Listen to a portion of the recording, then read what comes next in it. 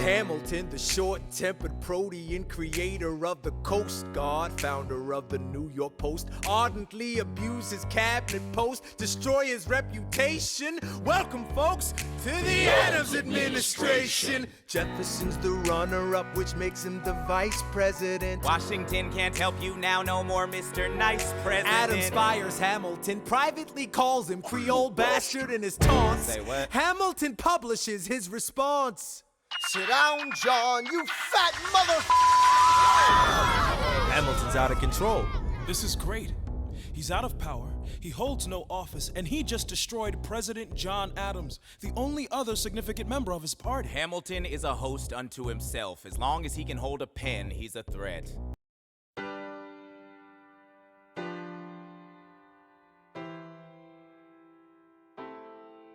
They say George Washington's yielding his power and stepping away. Is that true? I wasn't aware that was something a person could do. I'm perplexed. Are they going to keep on replacing whoever's in charge? If so, who's next? There's nobody else in their country who looms quite as large. John Adams? I know him. That can't be. That's that little guy who spoke to me all those years ago. What was it? 85. That poor man, they're going to eat him alive. Oceans rise, empires fall. Next to Washington, they all look small. All alone, watch them run. They will tear each other into pieces. Jesus Christ, this will be fun. Da da da da da da da da da da da da da da. President John Adams. Good luck. Good morning. It is Wednesday. Nice. We're going to look at the Adams administration today. We're going to look at a couple of the dramas around his presidency. And you do the same as yesterday. Just take some notes. Submit your notes at the end. And I'm going to have you actually, if you didn't see already, make a couple questions based on what we learned today. Noise. Tomorrow, I think I'm going to give us a couple Ed puzzle videos, kind of reviewing Washington, Alexander Hamilton, and Jefferson, and Adams' presidency, and what we're going to talk about today. So, let's dive into it. If you need to grab your notes and something to write with, pause here so you can go grab it. And here we go. Wait. There we go. It's the election of 1796. As you saw yesterday, Washington stepped down after 2 terms.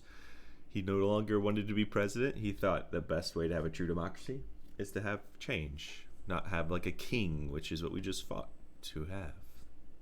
No longer. So the election of 1796, as you heard in that first song, is actually Hamilton wasn't running because he couldn't, but Adams was running against Jefferson. And Adams is going to end up winning. So Adams is elected with Thomas Pinckney together. Both of them are going to run as Federalists, which is what Hamilton was.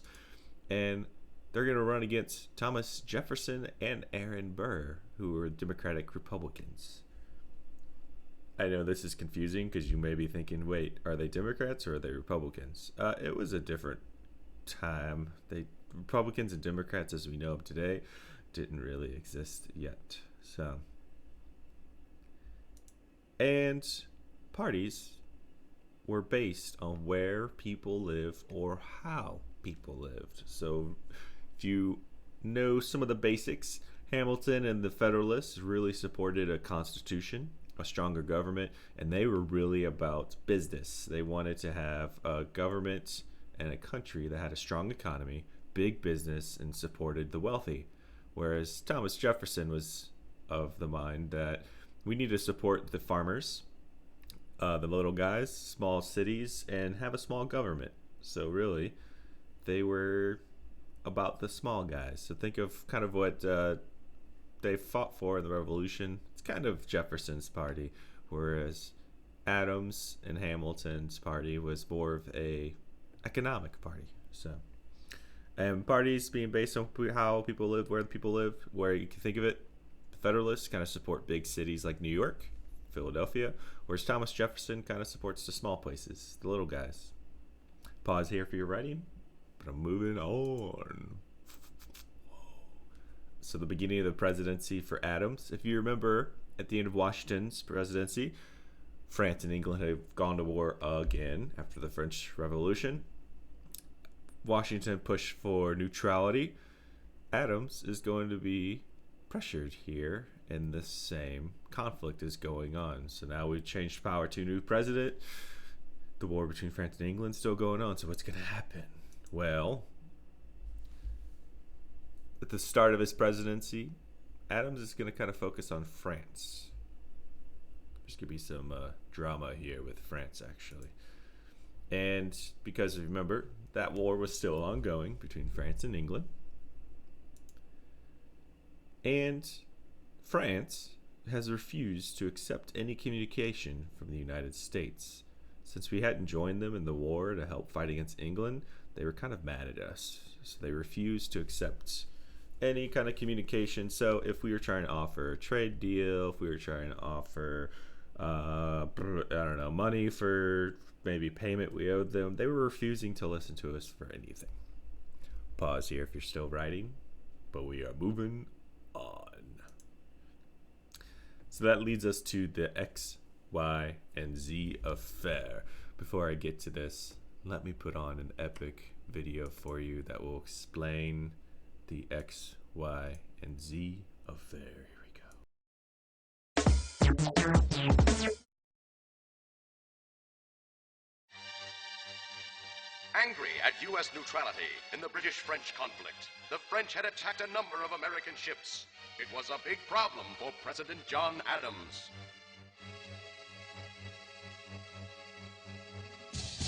The French keep attacking American ships.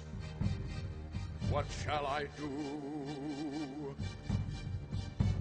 I must send smart diplomats to negotiate with French Foreign Minister Charles Maurice de Talleyrand Perigord. We are three smart diplomats. We want to negotiate. Please send us to France. My dream has come true. Surely Charles Pickney, John Marshall, and Elbridge Gerry will successfully negotiate. Well, what are you waiting for? Get to work. Consider it done, Mr. President. This is cool. Dude, we're like diplomats. Here come the foreign minister's representatives. Let us report to them as X, Y, and Z. So you want us to leave your ships alone? Yes, we do. How much? I'd say pretty much. Enough to offer us a ride. Give us hell. France is a powerful country. You better pay. We'd rather fight an expensive war than pay you some stupid crime. We say millions for defense, not 1 cent for tribute. You'll be sorry. When Americans got word of how disrespectfully they'd been treated by the French, many wanted to go to war. George Washington was ready to come out of retirement to lead the army. Adams, however, tried further negotiation, and this time, France treated America seriously. The XYZ affair, so named because that's how Americans referred to the French representatives who demanded a bribe, showed the world that the United States demanded to be treated with respect. America.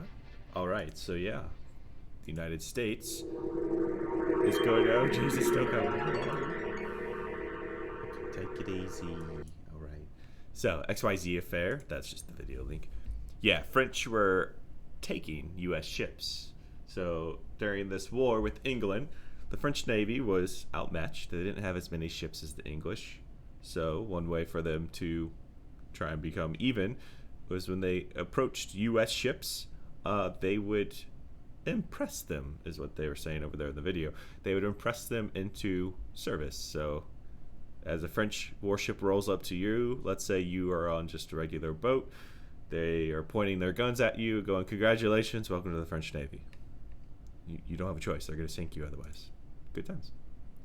Also, they were just trying to recruit U.S. ships to become privateers. It's another way to think of it. It basically is just a paid pirate.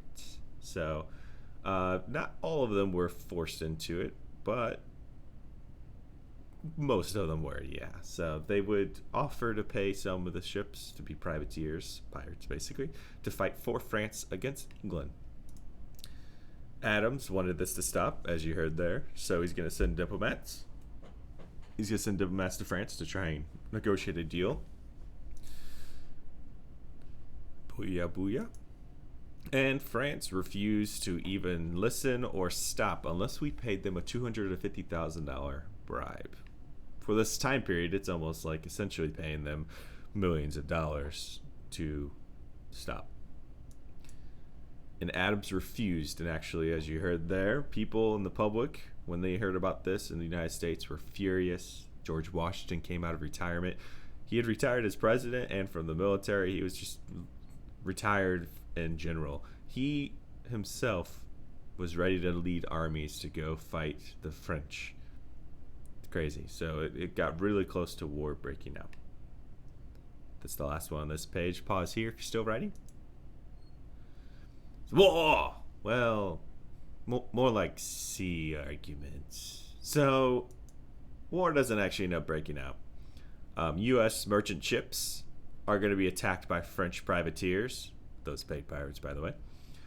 And the reason why pirates always attack merchant ships, by the way, is because, well, think of it, merchants are traders. They have valuable things on board. So pirates would attack those things. So boom, you steal it and then you sell it and you make money. Huzzah. That's essentially what French pirates, if you will, were doing here. And as a result, U.S. is going to start ramping up production of warships. So if you remember, in the Revolution, we had built about 12 total warships. We had converted some, and we had built, I think, 9. We paid to build 9. So in this era, we are actually going to start building even more warships, start actually creating a U.S. Navy. And by 1800, privateers were no longer a problem because we actually had a navy to fight against them. Also, the French kind of backed down on thinking that we couldn't defend ourselves or fight for ourselves, as you saw again at the end of that video. So, war did not break out, but battles at sea did happen between France and the United States. So most of those battles between us and France were privateers, which are kind of neutral parties that are working for France. They're like mercenaries, if you will. So that is the difference. Also, speaking of pirates, by this point in history, pirates as we know them, like Pirates of the Caribbean, don't really exist anymore. The vast majority of pirates have become privateers, so they are state-sponsored pirates. So France and England, for example, both had their own paid privateers. They paid sailors and captains from any number of countries. Usually they were English or French themselves, some of which here were American. So, yeah. And then here, let me go back. You can pause it here if you need to pause to finish writing. And here's just an example of an epic sea battle in this era. So you could see actual United States warship fighting America, and here they're actually fighting a French ship, or what could be technically a Dutch flag too, depending on how you hold the flag up. But since it's vertical like that, it's a French flag. So yeah. Alrighty, and that's all I have for today. Noise. On Google Classroom, if you just want to make it on its own doc, go ahead and come up with 2 questions that you could answer in this slideshow. Don't make your question a yes/no answer. Make it a question which you can explain out an answer, like a short answer question. So let me know if you have any questions on that part. Otherwise, have an awesome day. Tomorrow, I'm going to post 2 Ed Puzzle videos for you to answer. And then we're going to start rolling into our last DBQ. All right, have a great Wednesday, and I will catch you tomorrow. Ciao.